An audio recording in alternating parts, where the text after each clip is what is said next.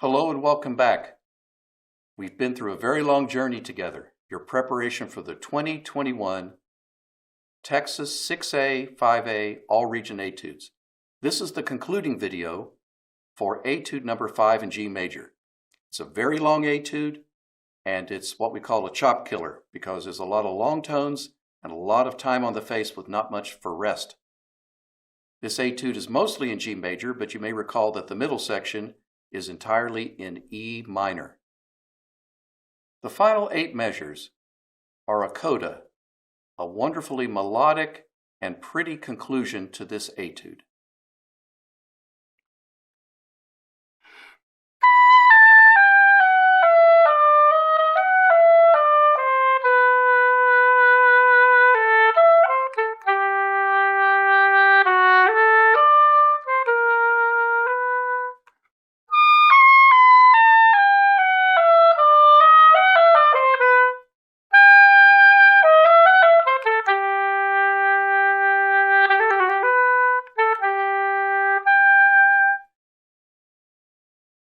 Now, before we get into the details of this coda, let's review the counting for this section. Count along with me. Remember, there's 4 beats in a measure. The 8th note gets the beat. The starting rhythm is on the and after count 3. And 4 and 1 and 2 and 3 and 4 and 1 and triplet 1. 3 and 4, a 1, 2. And 4 and 1 and 2 and 3 and 4 and a 1, 2 and a 4 and a 1, trill 4, a 1, 2. This coda is in 2 parts, evenly divided in half. Please notice that the first part begins on a B and ends on a B. The second part is basically a series of descending scales. Think of the coda as in those 2 parts. The coda starts off with a descending scale, so before we actually practice it, let's review the descending scale G major.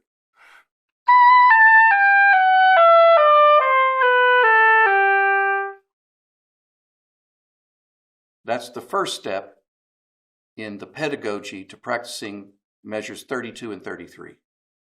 Now let's take a look at measure 33, the pedagogy of the decrescendo. The first step is to start a little bit louder. You finished the previous phrase, piano. Give yourself some wiggle room. Start with a confident sound on the high B natural. And then let's continue the decrescendo all the way into the next measure. So from B to B is actually one longer decrescendo.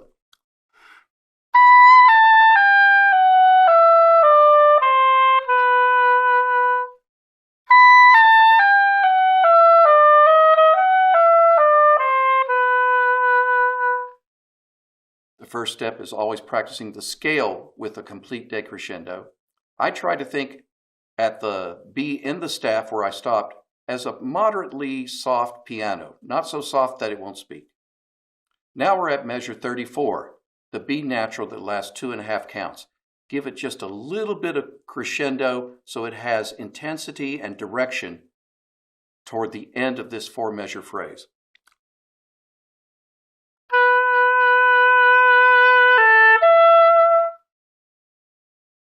Now let's look at the last beat of measure 34, this kind of confusing articulation marking. There's a global slur of 3 notes, and within it, a local slur of 2 notes followed by a tongue note marked staccato. Obviously, the 2 things are contradictory. And there are some contradictory articulations that can be found throughout all of the Ferling etudes. So how to make sense of it for our performance? I would suggest that you go ahead and tongue the A at the end, but tongue it with a tiny bit of lift at the end in a style that we mentioned earlier in these videos as portato. It's got some length, but a little bit of a lift at the end.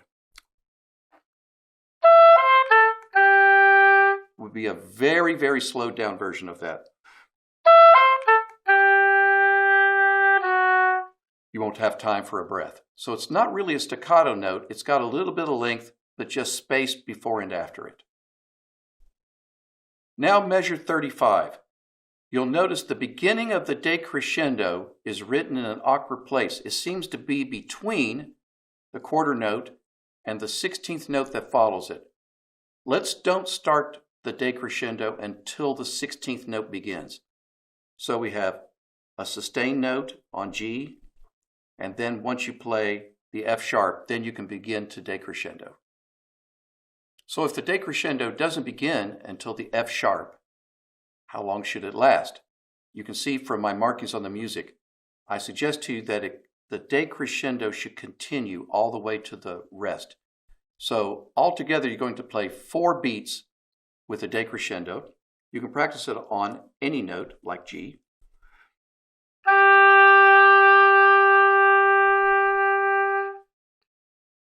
Now, I'll play the 4 beats of music.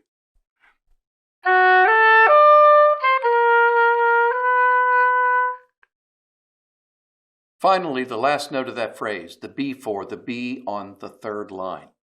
It should be a full value note, 1 full count, and it should be the softest note of the phrase.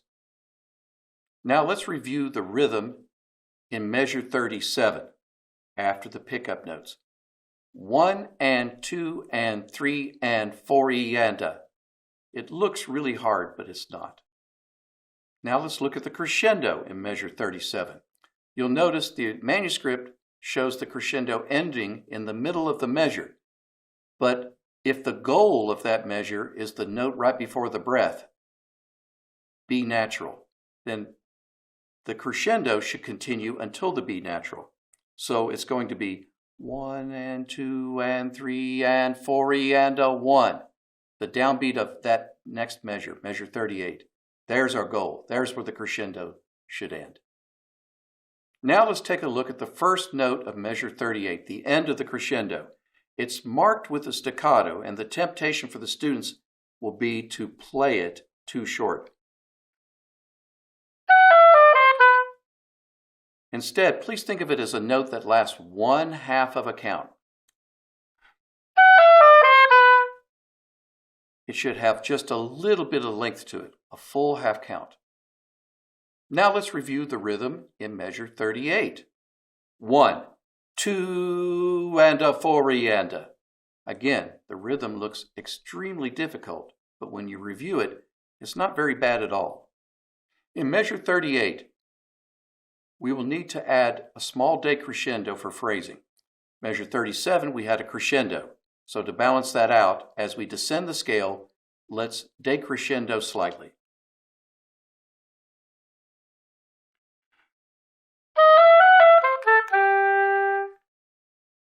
In measure 39, we've got a G that lasts for 2.5 counts.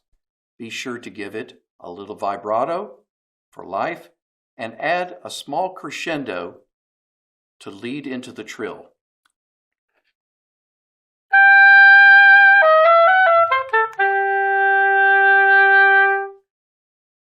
Now let's take a look at the trill in measure 39, the final trill of the composition.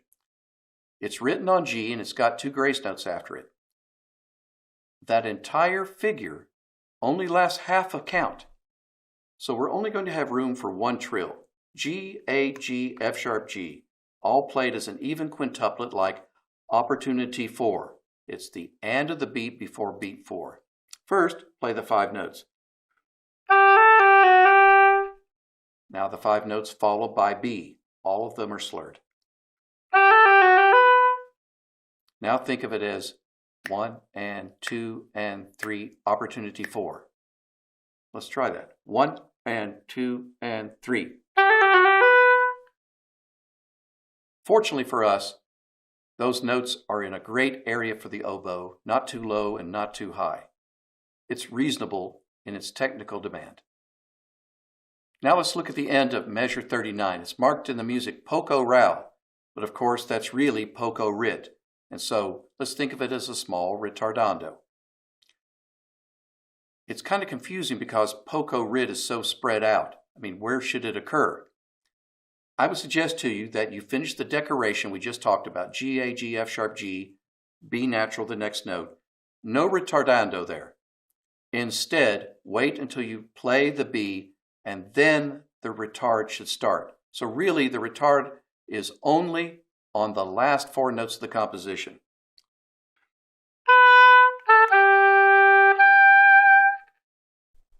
You can even count it out to look at the pacing. 1, decoration 4, a 1, 2.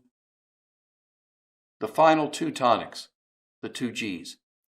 The lower G is the most important.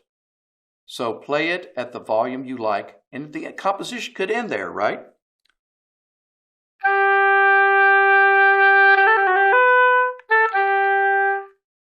See, the composition could have ended. The second octave is an afterthought or an echo, so play it just slightly less.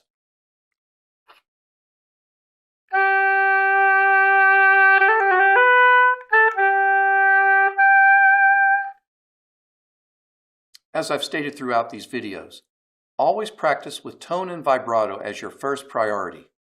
Speed is a function of persistence and consistency with a metronome. Always make tone your first priority. That's what will distinguish multiple players whose scores are close together. The judges will remember tone first. By the time you get to this video, you've been practicing for quite a while. Remember, the last 2 weeks before your all-region audition, save those 2 weeks mostly for run-throughs, going through the entire etude without stopping. Certainly you'll have to fix a few errors here and there, but you need pacing and get used to playing through many times the complete etude to build up your endurance. We've gone down a long road together. Many of you have been practicing the etude since late July. I encourage you, finish your journal so you'll have a complete record of your journey from learning the etude as a novice, inexperienced, to polished and ready for public presentation at the all-region auditions. Also, you can pass that journal on to younger players to give them encouragement as they will in the future go through the process like you. Regardless of how you do at the audition, I want to say good luck and my best wishes to you. It's a lot of work, and you're to be commended on taking the audition seriously and becoming a better player. Good luck.